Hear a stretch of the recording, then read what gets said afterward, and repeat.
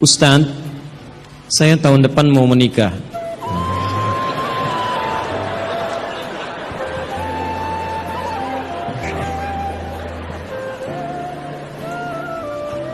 Selalu ada begini. Dengan seorang akhwat. Pasti seorang akhwat, gak mungkin ikhwan. Gak mungkin. Kalau seorang ikhwan ada yang salah dalam diri antum ya.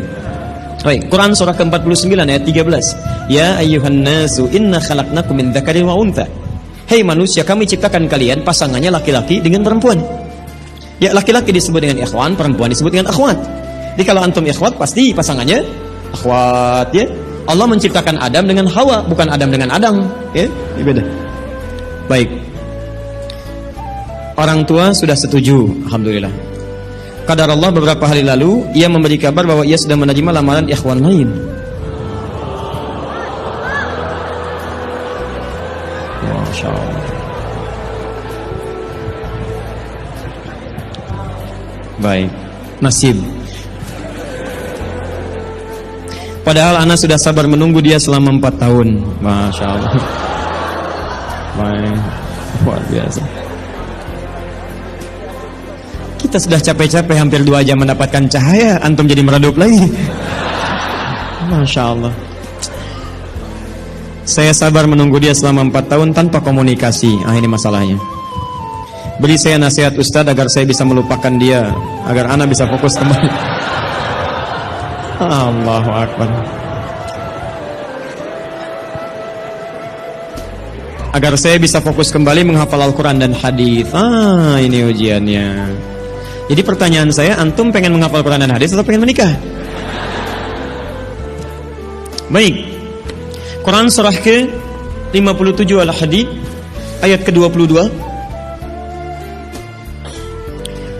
Quran surah ke-2 Al-Baqarah ayat 286. Quran surah ke-3 Ali Imran alhamdulillah ayat 142, posisi paling kiri sebelah atas. Taib. Saya mulai dari Quran surah Al-Hadid surah 57 ayat 22. Ma asaba min musibatin. Tidak pernah ditetapkan satu kejadian. Awas hati-hati. Di bumi fil ardi wala fi anfusikum, atau menimpa dirimu, illa fi kitabin min qabli an nabraha, kecuali semua itu telah tertuliskan di dalam kitab sebelum semuanya nampak dalam kehidupan. Ayat ini ingin memberikan gambaran bahwa semua kejadian-kejadian yang terjadi di muka bumi ini, termasuk dalam terkait aktivitas kita, termasuk dalam pencarian jodoh kita, semuanya telah tertuliskan, diatur oleh Allah Subhanahu wa taala. Singkatnya, semua ada dalam aturan Allah.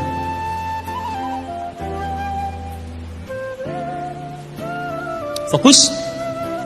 Lihat, Allah telah mengatur si fulan hidup sekian sekian sekian, meninggal sekian sekian sekian, rizkinya sekian, jodohnya akan mendapatkan sekian sekian sekian. Sebagian tidak bisa diikhtiarkan seperti ajal nggak ada ikhtiarnya. Anda tidak bisa ikhtiar untuk bisa menunda atau mempercepat ajal, langsung nggak bisa diintervensi. Sebagian ada yang harus diikhtiarkan, hukumnya sudah ada, cuman kita tidak tahu bagaimana dengan takdir yang telah Allah tetapkan. Maka untuk mendapatinya, maka ikhtiar kita untuk meraihnya. Maka ada sesuatu yang ditempuhnya dengan cara ikhtiar. Taib. Di antaranya ini jodoh. Masya Allah.